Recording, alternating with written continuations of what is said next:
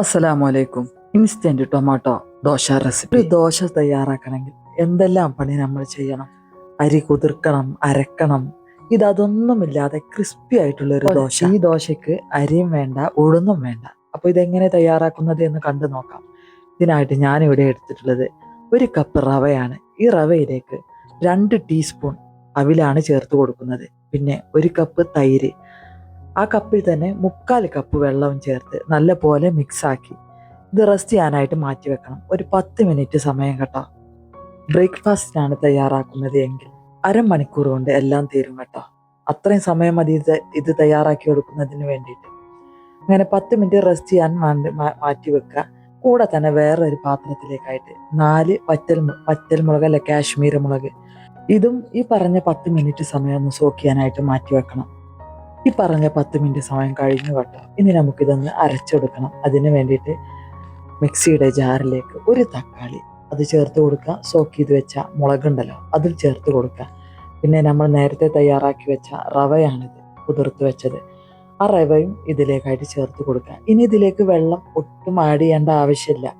പക്ഷേ ഈ ഇത് സോക്ക് ചെയ്യാനായിട്ട് വെച്ച പാത്രം ഉണ്ടല്ലോ, ആ പാത്രത്തിലേക്ക് 1 ടീസ്പൂൺ വെള്ളം ഒഴിച്ച് അത് ഞാൻ ഇതിലേക്കായിട്ട് ഒഴിച്ചു കൊടുക്കുന്നുണ്ട്. ഇനി നന്നായി തന്നെ ഒന്ന് അരച്ചെടുക്കുക. ഇതിൽ റവയ്ക്ക് അധികം സമയം അരക്കണമെന്നില്ല, പക്ഷേങ്കിൽ ഇതിൽ തക്കാളി മുളകൊക്കെ ചേർത്തത് കൊണ്ട് തന്നെ അതൊന്ന് നല്ലപോലെ അരഞ്ഞു കിട്ടണം.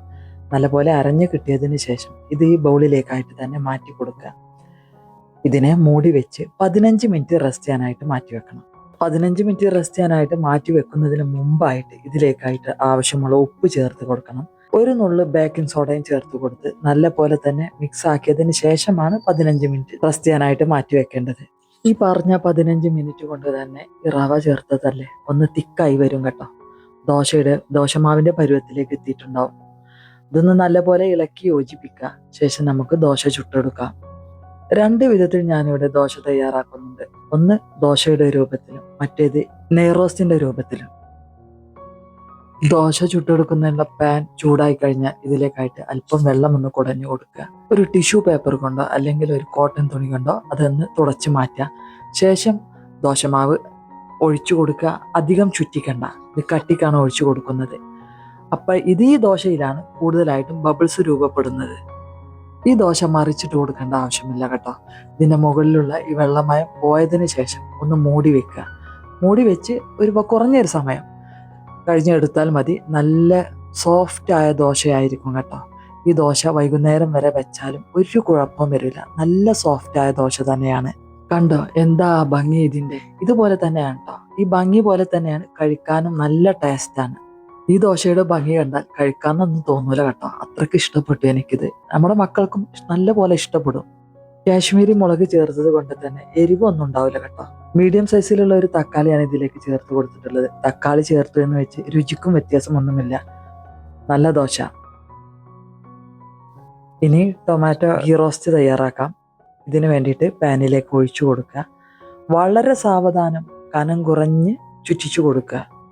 ഈ ദോശ മൂടി വെക്കേണ്ട ആവശ്യം വരുന്നില്ല, കാരണം അത്രയും കനം കുറഞ്ഞാണ് നമ്മൾ ചുറ്റിച്ചു കൊടുത്തിട്ടുള്ളത്. ഇതിൻ്റെ മുകളിലെ വെള്ളമയം നല്ല പോലെ പോയി കഴിഞ്ഞാൽ ഇതിന് മുകളിലേക്കായിട്ട് നെയ്യ് ഇറ്റിച്ചു കൊടുക്കണം.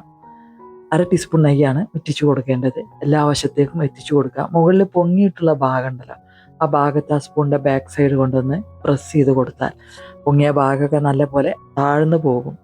നമ്മുടെ മക്കൾക്കുള്ള നല്ല ഭക്ഷണം നമ്മുടെ വീട്ടിൽ വെച്ച് തയ്യാറാക്കി കൊടുത്താൽ ഒരു മക്കളും ഹോട്ടലിനെ തേടി പോകില്ല കേട്ടോ. ഇപ്പോൾ വെറൈറ്റി ഭക്ഷണം കഴിക്കാൻ വേണ്ടിയിട്ട് നമ്മളിൽ പലരും ആശ്രയിക്കുന്നത് റെസ്റ്റോറൻറ്റുകളെയാണ്. നിങ്ങൾ ശ്രദ്ധിച്ചിട്ടുണ്ടോ? ഇന്ന് ഏത് റെസ്റ്റോറൻറ്റിലും നമ്മൾ പോകില്ല എന്ന് പറയില്ല. കാരണം ബുദ്ധിമുട്ടുള്ള സമയങ്ങളിൽ പോവേണ്ടി വരും. യാത്രയിലോ അല്ലെങ്കിൽ ഒരു ഹോസ്പിറ്റൽ കേസിലോ ഒക്കെ ആയാൽ നമ്മൾ ഭക്ഷണത്തിന് വേണ്ടിയിട്ട് ഹോട്ടലുകളെ റെസ്റ്റോറൻറ്റുകളെ തന്നെയാണ് ആശ്രയിക്കുന്നത്. പക്ഷെ അവിടെ ചെന്നാൽ നമുക്ക് ഇരിക്കാൻ സീറ്റുണ്ടോ? ഇല്ല. അത്രയും ജനങ്ങളാണ്, മിക്കതും കുട്ടികളാണ് അതിൽ വരുന്നത്. ഒരു പരിധി വരെ നമുക്ക് തടയാം. നമ്മുടെ മക്കൾക്ക് നല്ല ഭക്ഷണം നമ്മുടെ വീട്ടിൽ വെച്ച് തയ്യാറാക്കി കൊടുക്കുക. നാളേക്കുള്ള നമ്മുടെ ഏറ്റവും വലിയൊരു സമ്പത്ത് നമ്മുടെ മക്കൾ തന്നെയാണ്. അപ്പോൾ അവരുടെ ആരോഗ്യം നമ്മൾ ശ്രദ്ധിക്കുക. അപ്പോൾ അങ്ങനെ നമ്മുടെ ടൊമാറ്റോ ഗീ റോസ്റ്റും തയ്യാറായി കഴിഞ്ഞു കേട്ടോ. എന്താ ഭംഗിയില്ലേ? നല്ല ഭംഗി, നല്ല വളരെയേറെ ടേസ്റ്റി ആയിട്ടുള്ള ടൊമാറ്റോ ദോശയും ഗീ റോസ്റ്റും നിങ്ങൾക്ക് ഇഷ്ടപ്പെട്ടുവെങ്കിൽ, ഉപകാരപ്പെടുമെന്ന് തോന്നിയാൽ മറ്റുള്ളവരിലേക്ക് ഷെയർ ചെയ്ത് കൊടുക്കുക. ഇഷ്ടമായ ലൈക്ക് ചെയ്യുക, സബ്സ്ക്രൈബ് ചെയ്യുക. ഇൻഷാ അല്ലാഹ് മറ്റൊരു വീഡിയോയുമായി വരുന്നവരെ ബൈ. അസ്സലാമു അലൈക്കും.